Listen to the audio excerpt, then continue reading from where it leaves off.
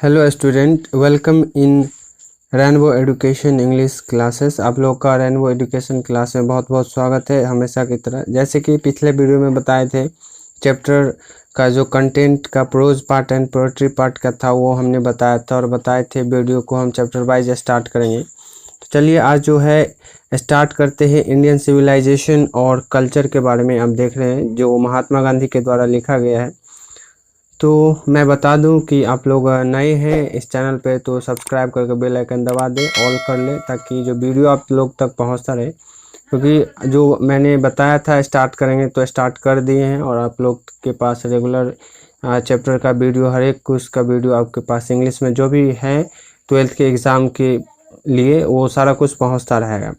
और इसका जो भी ऑब्जेक्टिव अभी जो ठीक नहीं है, ऑब्जेक्टिव क्वेश्चन कहाँ से आते हैं बुक के अंदर से। आप जब तक बुक रीड नहीं करोगे तो प्रॉपरली आप आंसर नहीं दे पाओगे, पहले जैसा नहीं रहेगा, क्योंकि ऑब्जेक्टिव पे डिपेंडेंट है। तो टिक करना, और कुछ हार्ड नहीं है, आप थोड़ा बहुत पढ़ लेते हैं तो आप कवर अप कर लेते हैं, उसके बारे में जान लेते हैं। तो चलिए स्टार्ट करते हैं। ये Indian civilisation and culture Mahatma Gandhi के द्वारा लिखा गया है। ये एक जो है ऐसे क्या है, ये एक ऐसे है। तो इस ऐसे के अंदर में हम देखते हैं, ऐसे का मतलब होता है निबंध। तो चलो स्टार्ट करते हैं।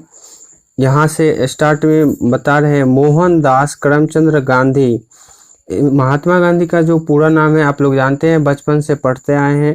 जो महात्मा गांधी का पूरा नाम है वो ये है, मोहनदास करमचंद गांधी। यहाँ दिया हुआ है 1869 टू 1948। इसका मतलब है कि महात्मा गांधी का जो जन्म हुए थे महात्मा गांधी जी का, वो 1869 में हुआ था और इसका जो मृत्यु है वो 1948 यानी 1948 में हुआ था।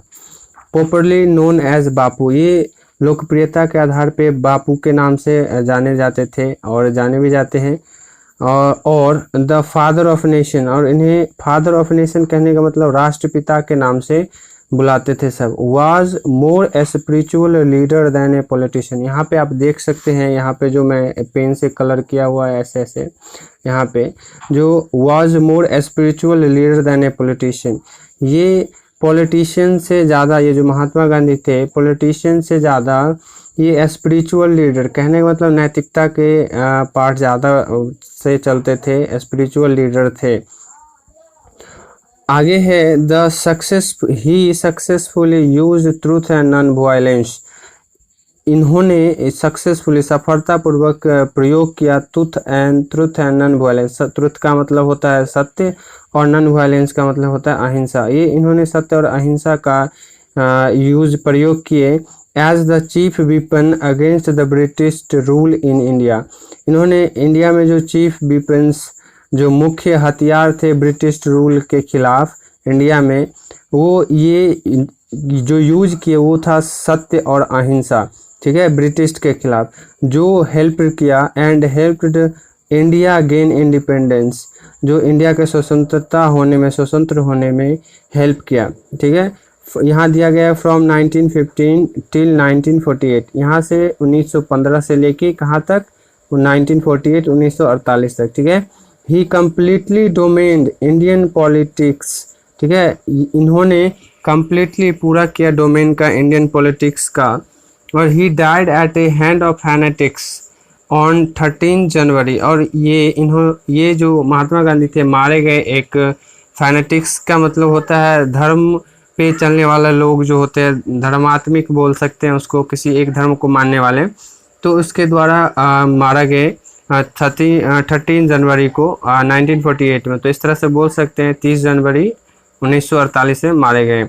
नेक्स्ट है हिज ऑटोबायोग्राफी। यहाँ से ऑटोबायोग्राफी का मतलब क्या होता है, जो आप अगर खुद का अपने बारे में खुद से लिख रहे हैं तो वो ऑटोबायोग्राफी होगा। और यहाँ से आप महात्मा गांधी खुद के बारे में लिखे थे तो ये ऑटोबायोग्राफी हो जाएगा। इस तरह से वो जो था माई एक्सपेरिमेंट विथ ट्रुथ, सत्य के साथ मेरा प्रयोग, ठीक है। तो ये जो एक ऑटोबायोग्राफी है महात्मा गांधी का लिखे थे। And the numerous articles that he wrote for young India, और बहुत से सारे आर्टिकल्स थे जो यंग इंडिया के बारे में लिखे थे। कौन? महात्मा गांधी जी ये लिखे थे। And the speeches that delivered on different occasion. Occasion का मतलब आप जानते हैं अवसर, त्यौहार, बहुत सारे अलग अलग अवसरों पे डिलीवर किया गया है। Relieve him not only an original thinker, इन्हें ओरिजिनल थिंकर ही नहीं कहा गया सोच वाले लोग, बट ऑल्सो इन्हें as a great master of chest, और इन्हें ग्रेट मास्टर ऑफ चेस्ट भी कहा गया। ठीक है, आइडियोमेटिक इंग्लिश में, ठीक है। In the following extract Indian civilisation and culture, Mahatma Gandhi talks about the sound foundation. यहाँ से अब ऑब्जेक्टिव भी बन सकता है और पूछ सकता है गांधी जी किस चीज़ के बारे में टॉक करते हैं इस चैप्टर के अंदर में, तो आप बता सकते हैं सॉन्ड फाउंडेशन के बारे में, जो मेरा कल्चर का फाउंडेशन है, सॉन्ड फाउंडेशन के बारे में टॉक करते हैं। इस तरह से ऑब्जेक्टिव में आप टिक कर सकते हैं sound foundation. Indian civilisation has successfully withstood the passage of times, और इंडियन सिविलाइजेशन जो है वो सक्सेसफुली, सफलतापूर्वक जो ऊंचा की तरह उठ रहा है, इस समय के अनुसार उठ रहा है।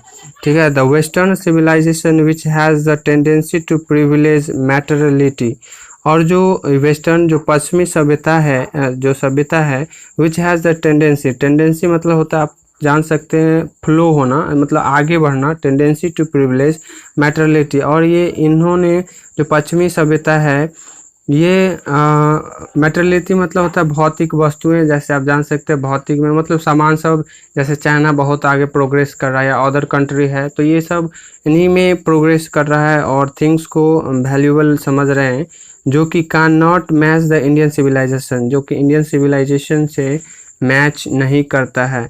That elevate the moral beings, और ये अब जो कि इंडियन का जो सिविलाइजेशन है वो ऊंचा उठ रहा है नैतिकता की ओर, जो कि मैच नहीं करता है वेस्टर्न सभ्यता के साथ। तो इस तरह से आप देख सकते हैं, और आपके पास ये ऑब्जेक्टिव ये क्वेश्चन आंसर है, आप इसको बनाइए, और जो नहीं बन रहा है हमसे कमेंट करके पूछिए।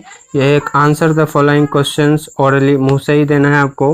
What do you think about Gandhi ji, आप गांधी जी के बारे में क्या सोचते हैं। What do you know about Gandhi ji, आप गांधी जी के बारे में क्या जानते हैं। सेकेंड है what did Gandhi ji do for the farmer in Bihar, Bihar में किसानों के लिए क्या गांधी जी क्या किए थे। What do you understand by civilisation and culture, आप सिविलाइजेशन एंड कल्चर से क्या जाने।